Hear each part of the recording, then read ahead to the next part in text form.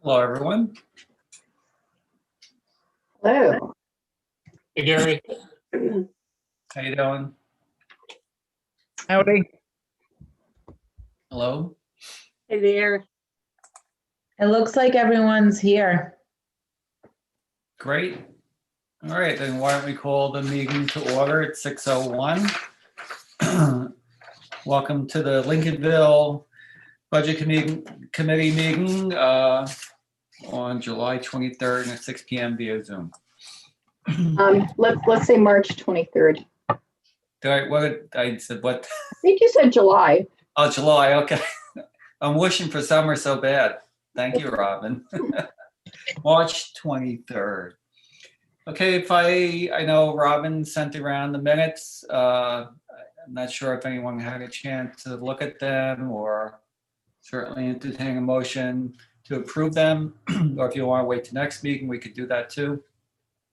I make a motion to approve the minutes as submitted by Robin. Is there a second? Great, thanks, Kim. Is there any discussion? Seeing none, all in favor, please signify by raising your hand. Okay, looks like it's unanimous. Thanks, Ed. I can see you there. Got a lot of sun glare. Like Ed is camouflaged. There you go. Oh, almost. Okay, much better. Thank you. All right, moving on. Paul, you're the main attraction tonight. Welcome. You're muted.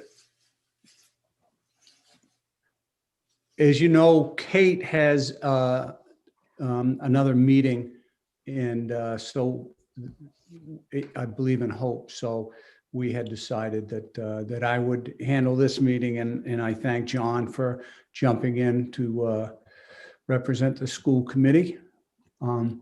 So I have updated my Google Sheet that I have shared with all of you. The last time I updated it was around 2 o'clock this afternoon.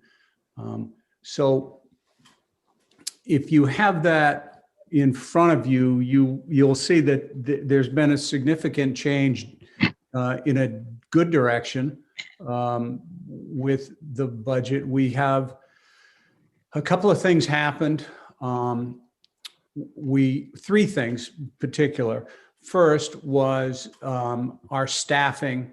We have a better grip on what we're going to need for staffing. And so we were able to adjust that to meet those needs. But keep in mind that we have been notified, we haven't got the numbers yet, but we have been notified that we are going to have another round of the SRF funding, the COVID relief funding. And our intent in this budget, and again, this is all draft, and the school committee, will want to discuss more, but we are bringing in or maintaining a level of staffing that's going to be funded by that. So there's at least a position and a half that will be funded by federal money that's outside of this. One of those positions is for full-time special education, which we're really right on the brink of needing with our numbers. And then the other one is we have a half-time Title 1A teacher, and that's actually funded from federal funds anyway. So it doesn't show up in this budget, but that person will be full-time. And so that's sort of, the staffing end of it. Could you say that again? A Title 1A teacher? What is? Title I is essentially offers support and remediation to struggling learners. So not the special ed teacher, this is different? Special education is different, right? Yeah. Special education comes from the local budget. There's a slightly different formula for reimbursement, but that all comes from the local budget. And Title 1A is federal funding outside of this budget. Okay. It's a good question. The other part of it was that we were able to take a look at a lot of supplies that fall under the COVID-19 funding that we're going to get. So we reduced some of those things, fairly significantly. And the third part was we got a health insurance rate increase tease, which basically said that we're going to be somewhere between 4.2 and 7%, and they'll let us know in April. I think by April 2nd. Generally speaking, I mean, when that's happened before, we've always gotten the lower of the rates, but I adjusted this down to 6%. So instead of a 10% increase, this is now projecting 6%. And I think that that's a safe place to be. So all told, that moved us from somewhere around 4% where we were last time to under 2% for a budget increase year to year in terms of our expenditures and the revenues that we have to raise. But we do know that the effect on the town is going to be greater than that. If you hear the squeaking in the background, that's my dog. It is National Puppy Day, so we got to cut him some slack. Of course, he would find that toy just now. So the local change is given that we did lose so much state revenue, that local change is still at 3.1%. So it's about $102,000 as it sits right now that we would have to raise beyond what we did last year. But I will note, and it's a good thing to remind people and for us to keep in mind, that last year's budget, we reduced last year's budget by $118,000. So, we're kind of, if you go over 2 years, we're still below a 0% increase over 2 years. So I'm not completely disappointed by this. Keep in mind that we have not gone through our audit yet. And when we do, we will know what the carryover amount would be from the 2019-2020 budget. And then we would know how much we can apply to our school facilities account, the capital reserve account that we have, which is now sitting probably a little bit above 232. Because I mean, we're probably 9 months out from the last time, we got that figure or the number we used to get it. So that's basically the latest update. Gary, how do you want to? We'll ask the committee for any questions. I see Kim has her hand up, so maybe we'll start with Kim. I was just curious about the capital money that you're talking about. Yep. And do you have a wish list? Because this is my first year on the committee. So Sure. a wish list of things or capital improvements or. We have actually well beyond, that's a great question. We have well beyond a wish list. We went through, we inventoried all of our systems. We had an engineering firm come in and did an analysis of and put together for us, this was 3 years ago, essentially a 10-year plan. So we know going forward what items we'll need. The big ticket item is a roof, and that's 3 or 4 years out. But most of the stuff on that list, Kim, we've been able to handle in the last couple of years. We've been able to knock out a whole new control system that was a $140,000 system. Obviously, you live close enough, so you saw the construction we had to have on 3 sides of the gym. That's all buttoned up and taken care of. There were many upgrades to our HVAC system, new motors, new fans. We've upgraded our filters. I believe we're at MERV 11. We were at MERV 8. So we've done a lot, and a lot of the things that we've done they've certainly made us more energy efficient. They've decreased our electrical costs and our heating costs. So there's a lot of good news there. But as I said, we do have some things that the buildings break down, and believe it or not, we're getting close to we're 17 years now. So I know it doesn't seem possible, but that's what we're looking at. So I think we're in really good shape building wise. The roof, we talked about this at the last meeting. The price that we were given was in excess of, I think it was $360,000, but that was to use a premium grade fabric on the gym roof that perhaps is a little overkill for the Northeast. It's a sun reflectant material that's designed for down south. So so the cost may be significantly less than that. Great, thank you. Paul, is there any, this budget is relatively, I guess, almost complete except for a few outstanding numbers you need to get. But is there anything that might change this drastically from what's here tonight?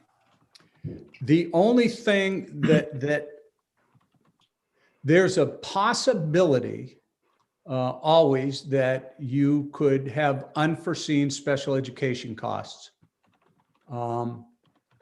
We've had some recent additions to our student body, from out of town, out of state, that are affecting our available time for student IEPs and so forth.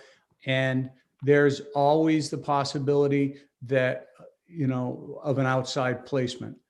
And if I thought there was a better than average chance that was going to happen, I would just I would budget that. But I don't see that happening, at this point. Thank you. Any other questions from the committee?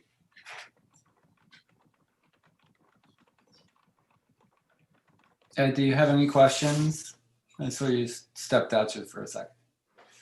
Seeing no question, boy, you made this very easy for Paul tonight. I appreciate that, but I'm certainly available if you need anything. You can always text me or call me, and I'm more than happy to answer any questions. I have a question. I was just listening to the radio when I went to pick up my pizza, and ERU was talking about a climate change paper that had just come out. And I'm just wondering, when you mentioned the roof had been originally bid with, something that would be used down south because of, presumably hotter, stronger sun, are we building in a cushion for the assumption that we're going to be, we could certainly in the summers have some more heat than we otherwise would plan for in the coming 20 years or whatever the life of this roof is? And does that affect the life of the roof if we got something that was more for a colder climate, but then we kind of our unseasonal became more regular? Could that shorten the lifespan? I think the best way for me to answer that, Robin, is to say that when the time comes, we will work with our engineers, and that have given us very good counsel, and we'll, those will be the types of questions that would need to be addressed in order for us to feel confident that what we're putting on for the next 20, 25 years is what is going to best meet our needs. So Thanks. that's a great question. I hope you're around for that conversation. Knock on wood. Well, I didn't mean it in that way. It's only going to be a couple of years. Oh, I know I'm not going anywhere. So Okay, good. Like, Good. One other thing I just wanted to throw out there was that this next round of COVID funding is going to be at least 20% needs to be targeted to meet student needs for a perceived learning gap or a loss of learning or whatever. My thoughts on loss of learning or anything or catching kids up is that I'm not really sure that's the way we need to look at it when we're in a pandemic, and the kids are where they're at. They're very resilient, and we're going to be able to do a lot. But one of the things that we are looking at, and I've been spending a lot of time of late trying to coordinate things, is a summer program that will significantly support the kids and the community. It's going to be a one-shot deal just this summer, but we're putting it together. I'll have a chance to report out to the school committee on it. I'll have more details. We always have a program with a Y. We're looking to work with them. We're looking to keep the kitchens open. We're looking to have tutoring. All staff that wants to work should be able to provide any tutoring, and we should be able to integrate that with the YMCA program. And also we should be able to do a good deal of enrichment programs as well. So to me, that's pretty exciting. And I'm looking forward to rolling that out. I've got a ways to go, but I think that we could really do something special for this summer for the community and for the parents who have put up with a lot, and certainly for the kids. I have a question about that. Is part of the mix community volunteers to help with things like tutoring or other things with the kids, or not community volunteers, only actual teachers? It honestly depends on what the COVID-19 protocols are and what our learning plan will call for, because right now we can't have any. We've had people that have volunteered to come in, and parents, and we can't allow it. So we'll just follow along with our learning plan and utilize as much support as we can. Okay. Great. Any other questions or comments from the committee? I don't see anything. Paul, I think you can go now. Thank you very much for that update and all the, I know there's a ton of behind the scenes work that you and your staff do to get this prepared each year. We certainly appreciate that. Thank you. Okay, thank you. Good night. Have a good night. Good night. Okay, next item, new business. Is there any new business the committee would like to bring up? Don't see any quiet group today. So our next meeting is Tuesday, April 6th at 6 p.m. via Zoom, and that's when we'll make our recommendations for both the municipal and the school budget too. So I guess just review those budgets prior so we can expedite the meeting hopefully and get it done. The school board hasn't made their recommendations yet, correct, John? So I believe we'll probably have one more update in regards to the school budget before you deliberate for the budget on the 6th, just because they haven't made their recommendations and if they change anything in the meantime. But on the 6th, it will be the recommendations for the town and for the school. Okay, so Kayla, if you don't mind, if you could send, if there are revised budgets, if you could send them to committee, that would be great when you receive them. John, looks like you want to say something. All right, any other new business? Oh, Robin? Something. And I think I'm just mind cramping, but what about the regional, just, the CR Camden Hills Regional, as opposed to, don't we do two separate things, or is that rolled into the school budget? I know I'm mind cramping. They have their own process and the budget committee does not have to make recommendations on that. But I did look at something today and it looks like Lincolnville's portion is going up over 5%. So, Is that related to that article that was in the paper? yeah, that's what I was looking at. Okay. What went up 5%, Kayla? It looks like the CSD budget, their high school budget for Lincolnville, I think their budget is going up, I want to say around 2%, but Lincolnville's portion is going up like Because 5%. we have more student population going there, I guess. I haven't fully looked into it yet. Okay. But Yeah, because thinking back on when I read that article, it did say that the mismatch was in the Camden and Rockport share from the way I understood it. So I was thinking we should be neutral as far as any shift of previous stuff towards Hope.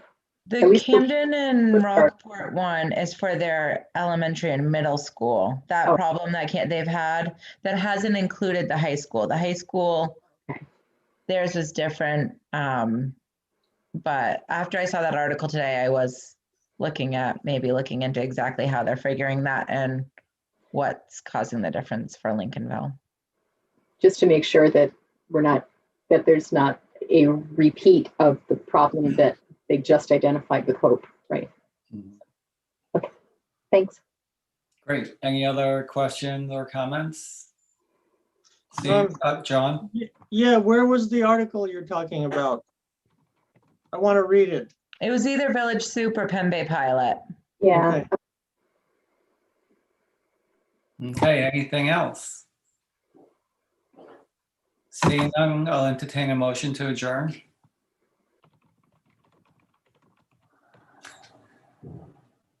Motioning. I make a motion, we adjourn. It looked like John got his hand I up. second it.